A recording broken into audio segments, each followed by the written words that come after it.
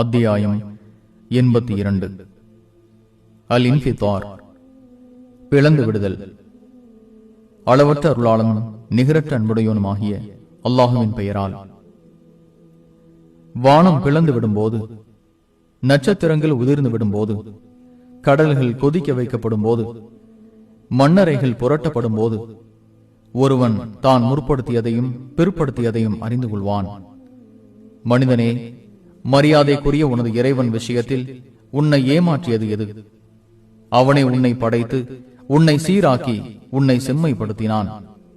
அவன் விரும்பிய வடிவத்தில் உன்னை அமைத்தான். ஆனால் நியாய தீர்ப்பு நாளை பொய்யென கருதுகிறீர்கள். உங்கள் மீது மரியாதைக்குரிய எழுத்தாளர்களான கண்காணிப்பாளர்கள் உள்ளனர். நீங்கள் செய்வதை அவர்கள் அறிவார்கள்.